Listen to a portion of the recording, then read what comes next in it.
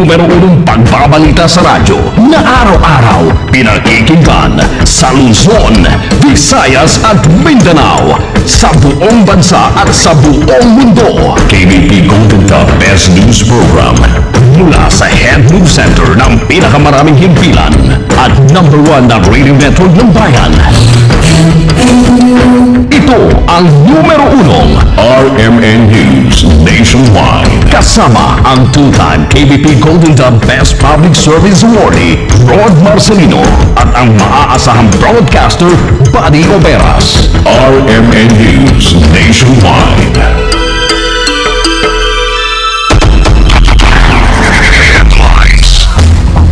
Ngayong tanghali sa RMN News Nationwide, alkalde ng Laak, Compostela Valley Province at dalawang escort nito patay sa ambush. Mag-iina naman kabilang ang 5 bata patay din sa sunog sa temporary tent shelter sa Tacloban City. Mga opisyal ng gobyerno na sangkot sa pork barrel scam pinabababa sa pwesto. Budget Secretary Boots Abad walang karapatang humawak na ahensyang may kinalaman sa pondo ng bayan. Well, kaya pala kulang pala tayo palagi ng budget. Akusado pala ang ating BBM Secretary Congressman Manny Pacquiao nananatiling pinakamayamang kongresista ng bansa. Palitang negosyo, mga kasama, DILG naglaan po ng 367 million pesos para sa anti-poverty project sa Albay. Balita naman sa ibayong dagat, 21 patay sa nasunog na ospital ng mga matatanda sa South Korea. Buong bansang pagsasarap ng balita. RMN News Nationwide. Mabuhay Pilipinas, tanghali po ng Miyerkules, Mayo 28, 2014. Ito ang numero 1, RMN News Nationwide. Ako si Buddy Oberas. At ako naman po si Rod Marcelino. Live tayo sa DX KR639 RMN Coronadal, EYWC 801 RMN Dumaguete, DWRS 927 RMN Vigan, DZRS 1179 RMN Sorsogon at sa RMN Media TV Zamboanga. Live International via Ustream, search RMN Manila. Live din tayo sa WRMN New York, USA. At sa lahat po ng mga number 1 AM stations sa buong bayan. Kasama patay ang alkalde ng Laak, Compostela Valley Province kasama ang dalawang escort nito matapos tambangan ng armadong grupo. Kinumpirma ni Eastern Mindanao Command spokesman Captain Alberto Caber. Napatay sa insidente si Laak Mayor Reynaldo Navarro. Dalawang hindi pa pinapakala ng escort nito sa highway ng barangay Sagayen, Asuncion, Davao del Norte. Kanina alas 9 lamang po ng umaga. Sa report patungo sana sa Davao City ang mga biktima ng tambangan ng armadong grupo. Nagpapatuloy pa rin ang investigasyon ng mga otoridad sa insidente habang hindi pa matukoy kung anong grupo ang nasa likod nito at kung ano ang motibo ng krimen. Magkakasama namang nasawi ang mag-iina matapos masunog po ang tinitirhang temporary tent shelter sa Costa Bravo, San Jose, Tacloban kanina pasado alas 12 ng hating gabi. Kabilang sa mga namatay ang 5 bata na may edad 3 at 4 na buwang gulang sanggol, 9 na taong gulang at 12 anyos. Maliban sa mga namatay, isang 7 taong gulang na batang lalaki din ang nasa critical na kondisyon dahil sa sunog. Ang naturang tent city ay nagsisilbing relocation site para sa mga survivors ng Super Typhoon Yolanda. Patuloy pang inaalam ang sanhi ng sunog at pangalan ng mga biktima. Sa ibang balita, nanawagan ngayon ang grupong Bayan Muna sa mga opisyal ng gobyerno na sangkot sa pork barrel scam na bumaba na sa pwesto. Partikular na pinatatamaan ni Bayan Muna Congressman Nery Colmenares si Budget Secretary Florencio Boots Abad na muna ay nagturo kay Janet Lim Napoles na pasukin po ang anomalya sa pork barrel. Sa interview ng RMN kay Colmenares, hinimok nito si Abad na bumaba na sa pwesto lalo na't kaban ng bayan ng issue dito na kanya namang hinahawakan. Ang amin talagang tingin dyan sa mga na-involved din na police, mag-step aside kayo kasi nandoon kayo sa poder no? Ay, lalo na yung mga humahawak ng kabangyaman, talagang lalong sensitive yun para Parang ang treasurer ng kumpanya ang nakasuhan ng treasurer ka cashier ka So talagang mag-step aside ka muna. In fact, sabi nga namin dapat yung DBS, dapat di na lang yan kasi budget wala naman, yung management hindi naman na-manage ng mabuti. So department na lang natitira dapat sa kanila. Dahil sa partisipasyon sa pork barrel scam, naniniwala si Colmenares na hindi na dapat pang ipahawak kay Abad ang Department of Budget and Management. Bukod sa pagbaba sa pwesto, nais din ni Colmenares na magpaliwanag si Abad sa publiko. There has to be, of course, an explanation on the part of Secretary Abad. May transaksyon na nangyari, very detailed pati yung cravings na nabanggit, sa pangalan ng tao. So, he really has to explain very well paano nangyari ito. Si Bayan Muna Congressman Nery Colmenares sa interview ng RMN. Samantala mga kasama Pinoy, hindi inaabsuelto sina Abad at Alcala. Kasama mo sa balita, Deo de Guzman. RMN Report! Maraming itinanggi ng Palasyo ng Malacanang na inaabsuelto na ni Pangulong Noynoy Aquino sina Budget Secretary Florencio Butch Abad at Agriculture Secretary Proceso Alcala sa pagkakadawit ng mga ito sa 10 billion pesos pork barrel scam. Matatandaan kasi na sinabi na ni Pangulong Aquino kahapon na kilala niya ang dalawa niyang gabinete na malilinis na tao. Makailang beses na rin namang ipinagtanggol ng Pangulo ang dalawa sa paglabas ng pangalan ng mga ito sa umano'y listahan na sangkot sa pork scam. Ayon kay Communications Operations Secretary Sunny Coloma, ginagawa ng anya ng Pangulo ay ang ipinaiiral nito ang prinsipyo sa batas na innocent until proven guilty. Tiniyak din naman ni Coloma na dadaan ang lahat sa proseso at kung mapatutunayang nagkasala ay pananagutin din ang mga ito. Marin namang itinanggi ni Coloma na double standard ang Palasyo sa nasabing usapin. Una na kasing inakusahan ang Palasyo na pinagtatakpan ang mga kaalyadong nadadawit sa pork scam na una na rin naman nilang itinanggi. Kasama mo sa Palasyo ng Malacanang, Deo de Guzman sa TAC RMN. Radyo mo nationwide. Ang NBI tiniyak namang isusumite sa Senado ang hard drive ni Ben Horluy. Kasama natin sa Balita Live, Angel Ronquillo. RMN Report!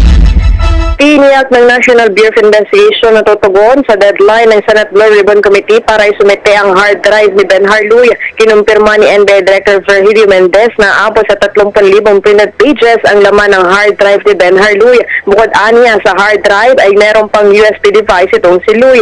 Noong isang linggo, nag-issue ang Senado ng subpoena sa NBI para isumite hanggang ngayong araw na ito ang record si Luy sa pork barrel scam. Una na rin iginita sa Senator Jingo Estrada na kailangang makuha ng Senado ang record si Luy upang may kumpara ang naglalabas ng impormasyon mula naman sa isang pahayagan. Kasama mo sa lungsod ng Maynila, Angel Ronquillo, Tatak RMN.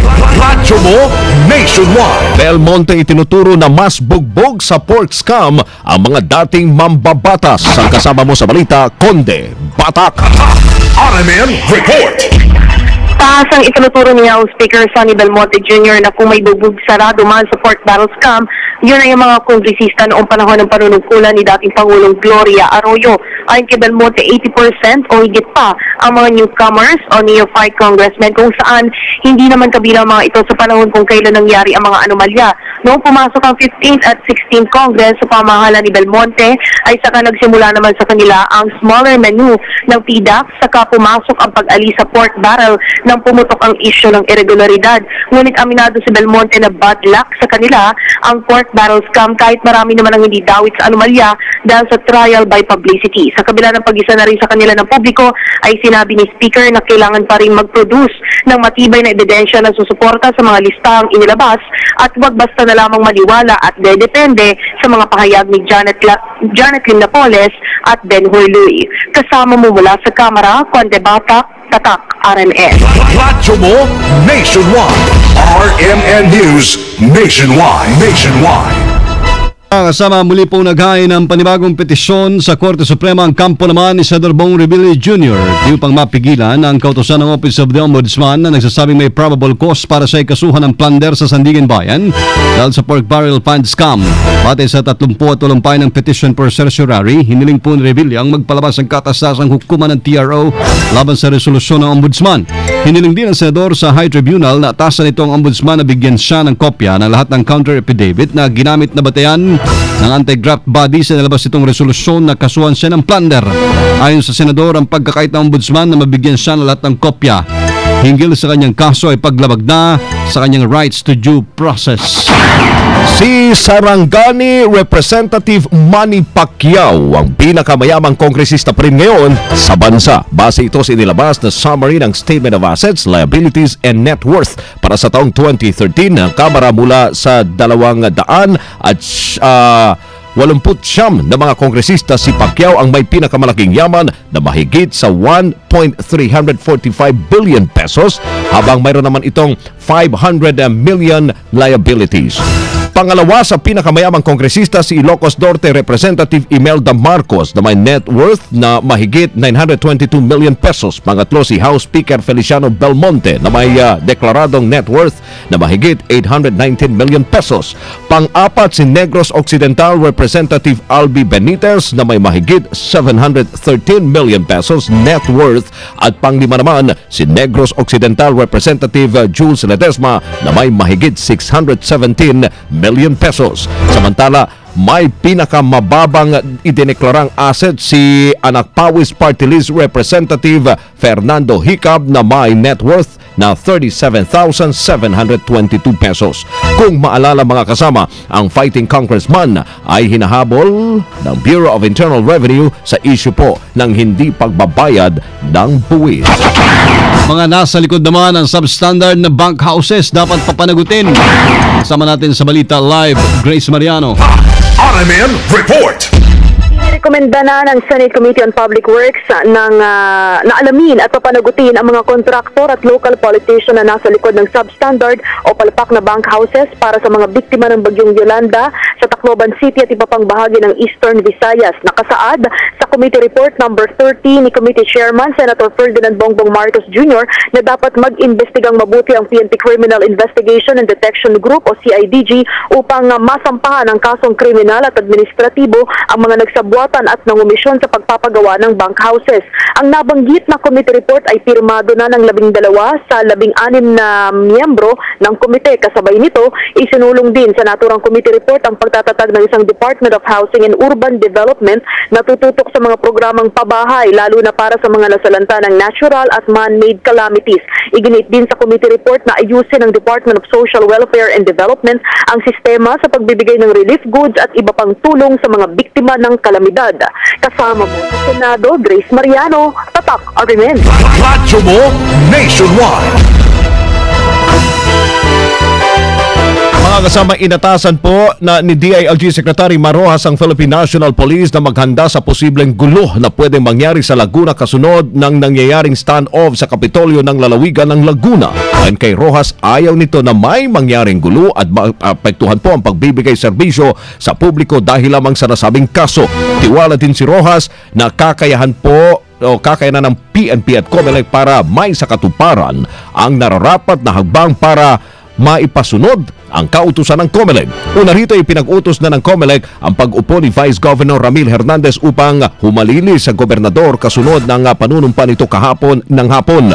Ilang araw na rin nagsagawa ng rally ang mga supporters ni Ehersito at ipinatlak na po ang Kapitolyo. Handa na rin ang Philippine National Railways naman sa pagdagsa ng mga estudyante sa darating na pasukan sa Hunyo 2. Sa interview ng RMN kay PNR spokesman Paul De Quiros, sinabi nila na may paghigpit silang ginagawa kaugnay sa seguridad sa bawat istasyon ng tren para tsakin na walang magiging aberya sakaling dumagsa ang mga pasahero kabilang na mga estudyante. Bagamat masyadong maliit ang mga podium, paliwanag pa ni De Quiros, eksakto lamang ito sa bawat istasyon. Yung namin na bago na yung mga stations namin, kaya medyo kung ano yung haba ng train talaga yung eksakto siya yung stations namin. Since nagdagdag naman yung mga namin, yung mga security namin, especially para ayusin yung mga tao. Sa ngayon ay kahit wala pang bagong tren, nasa 78 ang biyahe araw-araw ng kanilang mga tren. RMN News Negosyo. Mga kasama, naglaan po ngayon ng Department of Interior and Local Government ng tinatayang 367 million pesos. Pondo yan para sa anti-poverty projects sa Albay. Kasabay ng pagbisita ni Secretary Mar Rojas sa Bicol Region, sinabi nito na 207 projects ang sakop ng pondong yan sa ilalim ng Grassroots Participatory Budgeting Process. Nakikinabang po sa project ang 18 syudad at munisipyo sa nasabing probinsya. Nabatid din na nagsagawa ng evaluation process ang DILG para makapili naman ng mga proyekto makatutulong sa mga taga-albay. RMN News Abroad. Sa South Korea mga kasama, nasunog pong isang ospital para sa mga matatanda sa Jeolla Province na nag-iwan po ng 21 patay kabilang ng isang nurse. Sukatan naman sa insidente ang 7 iba pa kung saan 6 ang nasa kritikal na kalagayan. Idineklarang kontrolado ang sunog matapos ang 30 minuto. Ngunit karamihan sa mga matatanda na nasa ikalawang palapag ng ospital ay bedridden at hindi nakalabas. Namatay ang mga biktima dahil sa smoke inhalation. Hinihinalang dahil sa pagliyab sa welding area ng underground restaurant ang sanhi ng naturang sunog. Live na live, what's sa RMN News Center, Makati City, Metro, Manila, Philippines. Inyo pong narinig. Numero 1 pa rin RMN News Nationwide. Martes ng tanghali, May 20. O Miyerkules po ng tanghali, May 27. O May 28. At sa mga taga-Iloilo mga kasama, susunod na dyan, sinakasamang Novi Guaso at Regan Arlos sa RMN News. Diretso Balitang Iloilo sa DYRR 774. Pwedeng mapanood po ang naging pagbabalita ng alas 12 ng tanghali. Hindi ko na ulitin yung petsa. Sa YouTube po, itype lamang ang RMN News Nationwide. Kasama nyo sa serbisyo publiko, ako si Buddy Oberas. Rod Marcelino po. Dito pa rin sa tahanan na may pinakamaraming number 1. Pinakamaraming himpilan. RMN Radyo mo. Nationwide.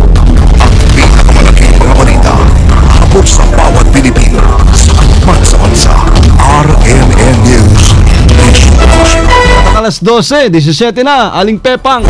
Tata RMN. That portion was brought to you by San Miguel Beer, samahang walang katulad. Naghahanap ka ba ng trabaho? O nag-iisip ng magandang negosyo? Ayan, Tita Lourdes, may isa na naman tayong natulungang nakahanap ng trabaho. Naghahanap ng paraan